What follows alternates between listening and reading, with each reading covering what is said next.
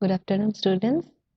Today we will discuss on environmental management. It's a very important topic in ecology. See, environmental management is entirely an emerging and dynamic concept where it is concerned with the management for environmental encompassing a business, and it represents the organizational structure, responsibilities, um, then process and preconditions for the implementation of an environmental corporate policy. And environment brings together all inanimate organism and forces that functioning in nature, including man. Okay, so this is very important when we discuss on this environmental management, where environment brings together actually not only organism and forces functioning in nature, but the basic functions of good environmental management are goal setting and information management, support of decision making, then organization and planning of environmental management,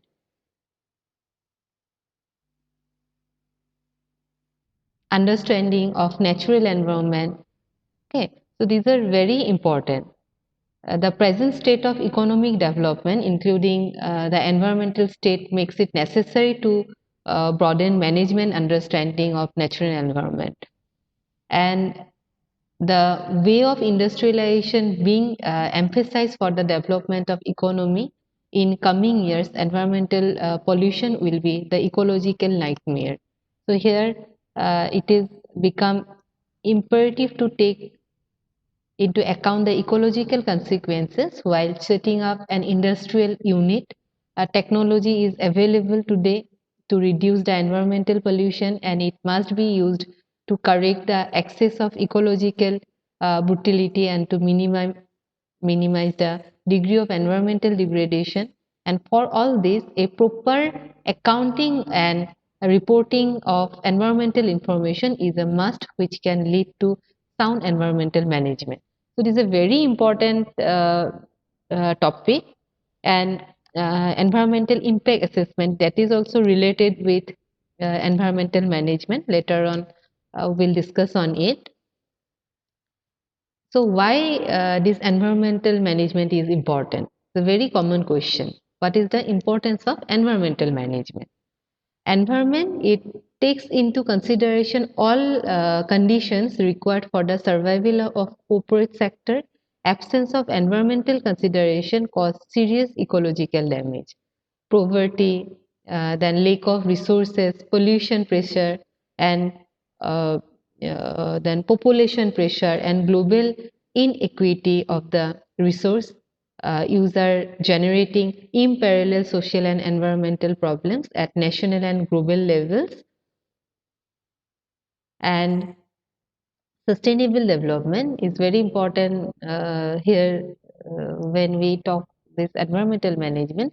Sustainable development of resources is very important, and it has a tendency to strike a balance between the demands of economic development and the need for management of environmental process. So precise knowledge of various facts of sound environmental management, and it is the sine qua non for sustainable development, which meets not only the requirement of the present generation but also of the future generation. So environmental management is especially valuable for internal management initiatives with a specific environmental focus, such as cleaner production, supply chain management, given product or service design, environmentally preferable purchasing and environmental management system. Then environmental management type of information is increasingly being used for external reporting purpose also. And environmental management accounting, this is also associated with uh, this topic, which is one of the environmental management tools.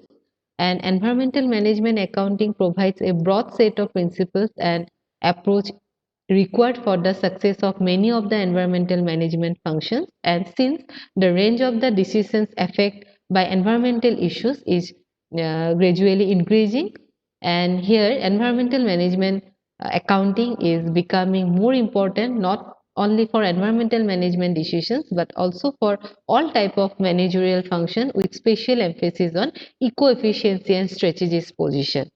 And as a result, environmental management helps corporate and other organizations boost their public trust and confidence, and are related to receiving a fair assessment. The already degraded environment calls for its diligent management. Through environmental management, then enterprises can enjoy different types of benefits through this environmental management, like pollution control being a burning subject of discussion, and environmental management shows the exact extent to which pollution has been controlled by the corporate. Then environmental management draws attention in another sense, which offers an idea about industrial development, a nation's economic progress and social welfare, and the fulfillment of responsibility towards a society. Then environmental management is also helpful in discharging organizational accountability and increasing environmental transparency. Then sustainable development is possible with the help of environmental management, as it helps include ecological ability of enterprise. The negotiation between the management and society helps organizations seek to strategically manage a fresh and emerging issue with distinct users. Then environmental management support green reporting to combat effectively all negative public opinions in the global economy, where existence of a strong environmental lobby against environmentally unfriendly industries is found. Another most important feature of environmental management, that it improves performance through better management of environmental cost, and thus benefits the natural and human environments. And environmental management forces corporate sector to fulfill their commitment towards introduction and change, and thus appears to be respective to new factors. And countries giving importance to the ecological aspect of activities are becoming more and more popular, particularly in Western countries. In India also, we are taking from government of India, they have taken a lot of uh, uh, actions uh, for the better management of environment, and to actually the retrieve and to minimize the pollution. The different laws have already been in order. So here environmental management reflects unsound production and consumption actually patterns. Okay, and optimum allocation of scanty resources in the economy is possible with the help of environmental management. So these are the things which is related with environmental management, and impressive decision taking through the application of environmental management reduce or eliminates many environmental problems. So this is because of this environmental management act, there are different environmental acts have implemented in India, not only India, throughout the country, throughout the world. Different government, the concerned country, they have taken lot of, they have created lot of rule and regulation to minimize the pollution and to manage the environmental issues. So, in the light of evolutionary learning, uh, it is considered essential to make an endeavor to incorporate the effect of environmental resources in the entire business function of a business house. And environmental management through environmental accounting is an attempt to identify the resources consumed and cost imposed on the environment by a corporate. So these things are very important, and the management accountant has an important role in uttering these principles or mantra in every walk of corporate life, which is related with environmental management, like corporate commitment to environmental protection should be clearly stated. Then environmental protection is a genuine task, and no stone will be left unturned in preserving and safeguarding ecological balances. Then environmental friendly code of conduct must be noticed at all levels and by all the people, and employees falling to observe environmental friendly code of conduct must be reprimanded. An alternation in product design should be made as far as possible to incorporate eco-friendly materials and other inputs. I will give these principles, the information on these principles. I will provide you some notes also, some information I will provide to you through our WhatsApp group. Then these are some actually principle only. We can call it principle, and the most important principle under this management accountant is maintenance, replacement, and repair of machinery, tools, then equipment, vehicles, etc., should be done properly and in time. Then arrangement for returning or collecting back non-biodegradable packing material must be used to the best possible extent. Then, if the working of the corporate on any day or in any mouth is against environmental interests, stop doing this, make seek apology. So this kind of principles are taken under consideration. Then participation in activities like social forestry, community forest effort, then environmental cleaning works, etc., may be made. Then R&D activities for identifying new processes or methods of production or inputs which are sustainable from environmental point of view should be encouraged. So these aforesaid corporate environmental agenda should be drafted by the management accountant and implemented in and outside the corporate with full support of the top management. And the management accountant, as far as environmental matters are concerned, can be taken as the spokesperson who represent environment. So then environmental impact assessment. This is also related with environmental management. Environmental impact assessment, it can be described as a process of identifying the likely consequences for the biophysical environment and for man's overall interest with respect to implementation of particular developmental activities, and also to find out alternative of developmental proposal. So thus, environmental impact assessment is a process. We can call it as a process which having the ultimate objective of providing decision makers with an indication of the likely consequences of their action. And environmental impact assessment is no longer seen as an add-on process. Okay, indeed, the greatest contribution of environmental impact assessment to environmental management uh, may will be in reducing actually adverse impact before proposal come through to the authorization phase. And environmental impact assessment has been regarded as both science and art, reflecting the concern both with technical aspect of appraisal and the effect of environmental impact assessment upon the decision making process. And environmental impact has both spatial and temporal components and can be described as the change in environmental parameters over a specific period and within a defined area resulting from a particular activity and compared to the situation which would have occurred had the activity not been initiated. So the outcome of an environment impact assessment, in short, we can term it EIA, is usually some formal document called environmental impact statement, and in general, a major deficiency of EIS has been the failure to establish time frame indicator when impacts are likely to be manifested. So impact are also site specific, and determination of their spatial distribution is also important. And of course, special aspects are usually considered more adequately than temporal one.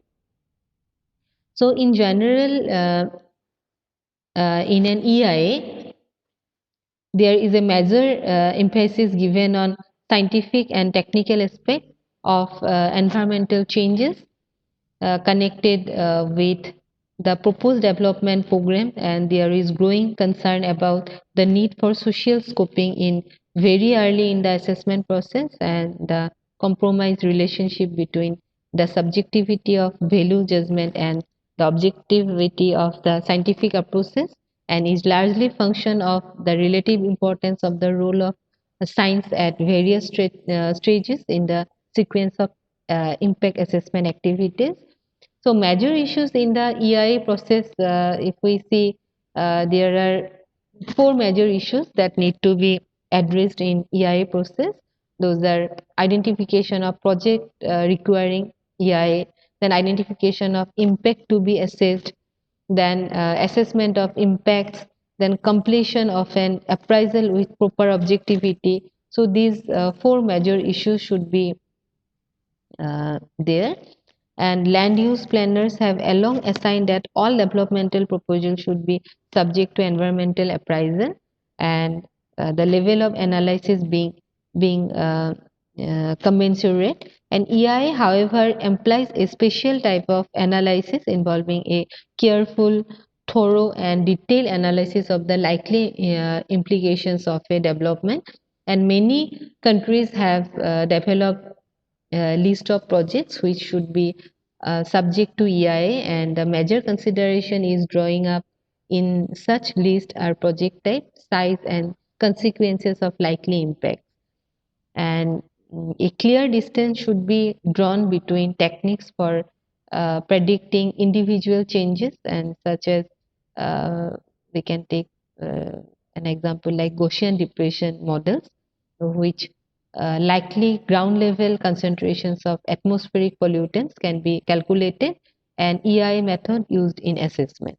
So the final decision with respect to project authorization, many they may appear a logical point at which an appraisal terminated, and EIA should be characterized by a stream of data collection and analysis running from information on environmental status at the outset and baseline data through a gradual process of refinement and uh, augmentation during impact prediction to the collection of data and actual impact.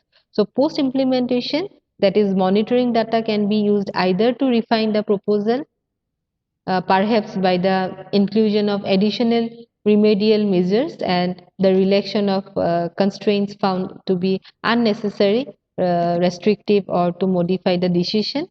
Okay, so like this, we need to process, and in case of EIA process, should then allow for the communication of information like to the project proponent, then the regulatory agencies, and all stakeholders and interest group.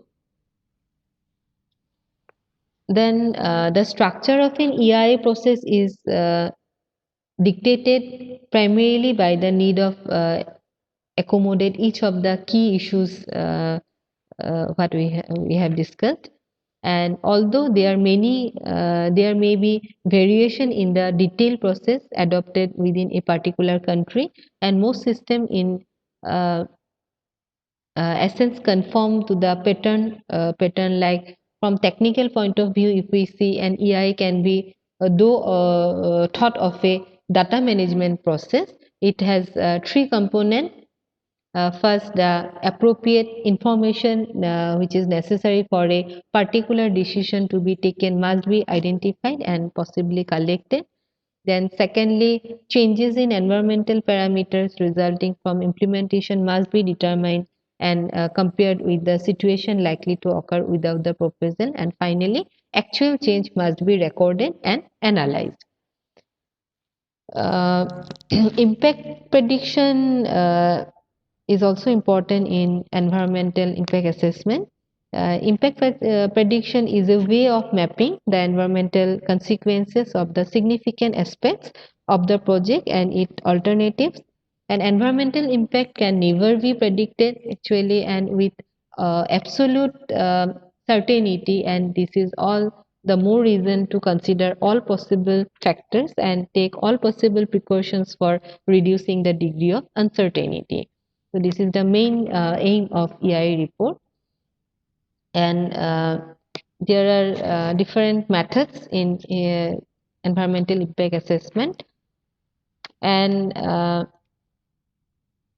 if we see the current status of environmental impact assessment in India, here in India, the environmental impact assessment was started in 1976 when the Planning Commission asked the Department of Science and Technology to examine the River Valley project from environmental angle, and this was subsequently extended to cover those projects which required approval of the Public Investment Board. Then the Government of India enacted the Environmental Act on 23rd May 1986 to achieve the decision that were taken to make environmental impact assessment statutory. And after following the legal procedure, a notification was issued on 27 January 1994 and 10th April 1997 and 20th January 2020, making environmental impact assessment statutory for 30 development projects. It is reported in Schedule 1, and the mandatory EI clearance procedure started.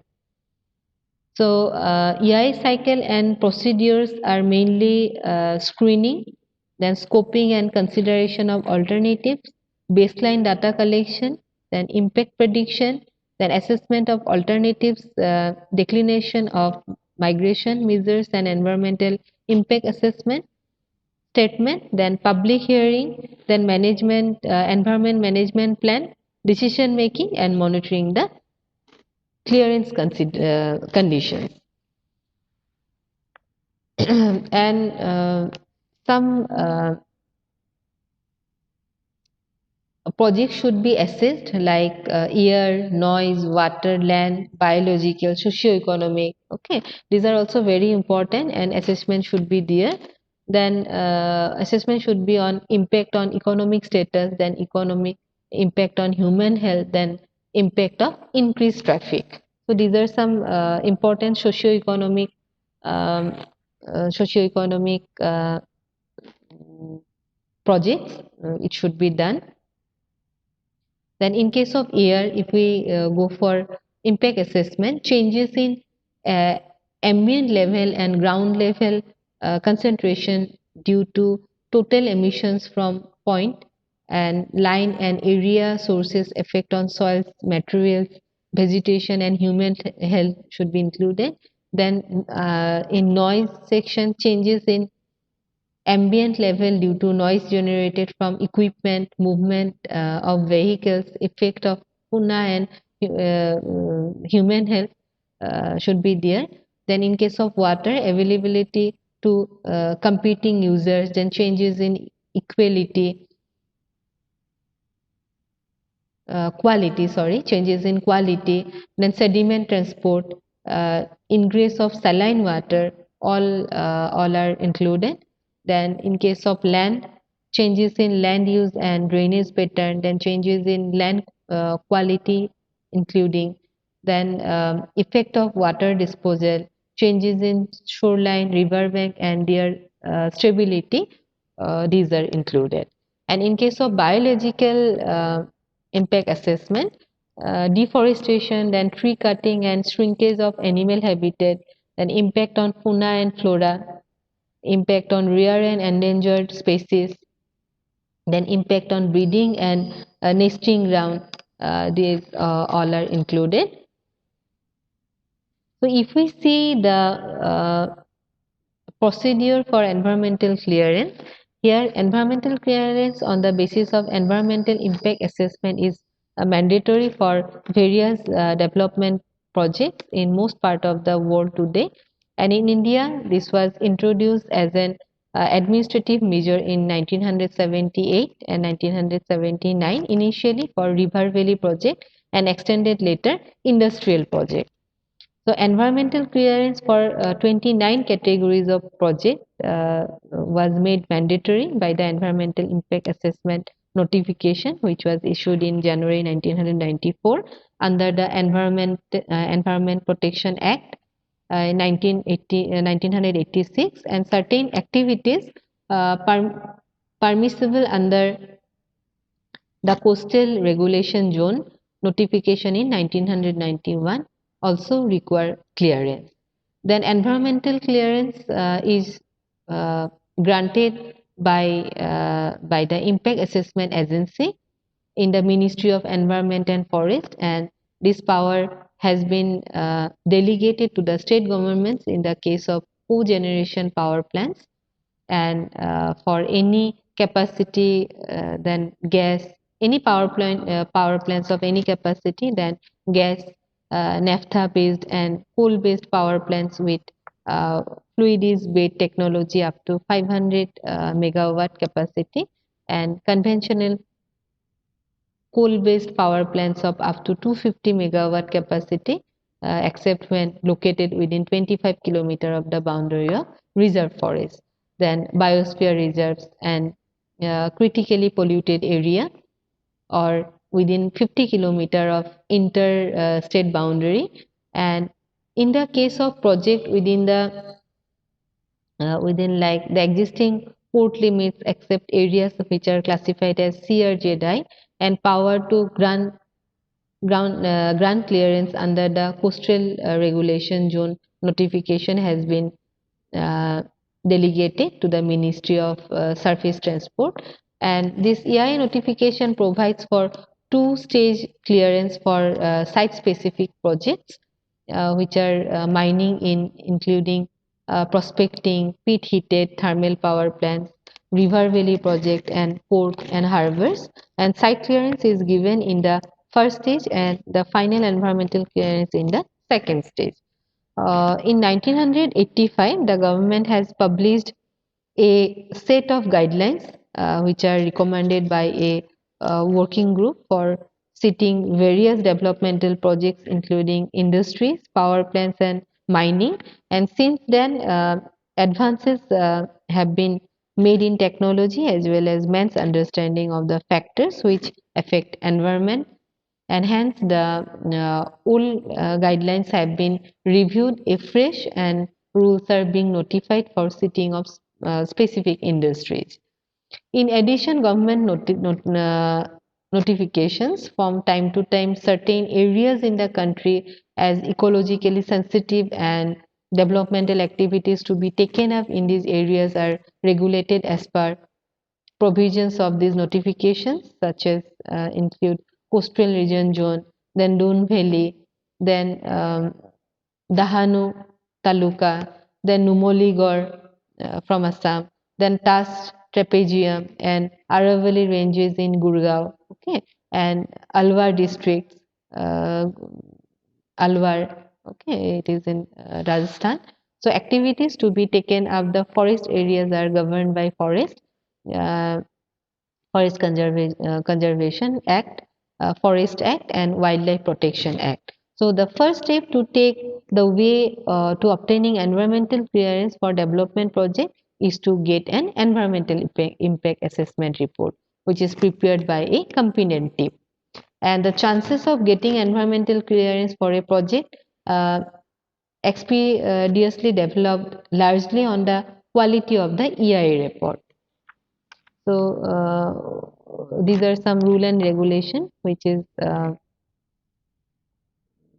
performed by the government.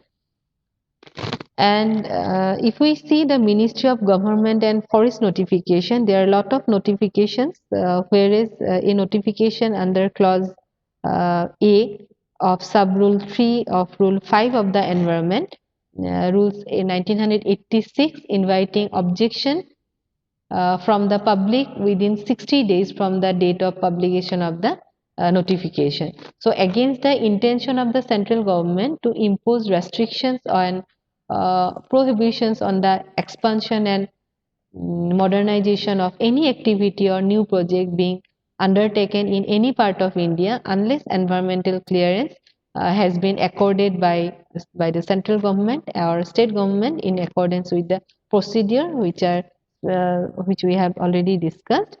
And uh, where all objection received, if there is any objection received, they have been duly considered, and therefore an exercise of power conferred by subsection and clause 5, if we see in subsection 1 and clause 5 of subsection 2 of section 3 of Environment Act 1986, read with clause of sub rule 3 of rule 5 of Environment Protection Rules 1986, the central government hereby directs that on and from the date of publication of the notification in the official gazette, expansion or modernization of the activity, then pollution load is to exceed the existing one or new project listed in Schedule 1 to this notification shall be undertaken in any part of India unless it has been accorded environmental clearance by the central government in accordance with the procedure hereafter specified in this notification. So, two requirements and procedure for seeking environmental clearance of project. Number one, any person who desires to undertake any new project in any part of India or the expansion or the modernization of any existing industry or project listed in Schedule 1 shall submit an application to the Secretary, Ministry of Environment and Forest, New Delhi. Then there are some stages. Okay. Uh, then case cases rejected due to submission of the insufficient or inadequate data and plans may be reviewed as and when submitted the complete data and plans, and submission of incomplete data or plans for the second time would itself be a sufficient reason for the impact assessment agency to reject the case summary. Then second cause to the following site specific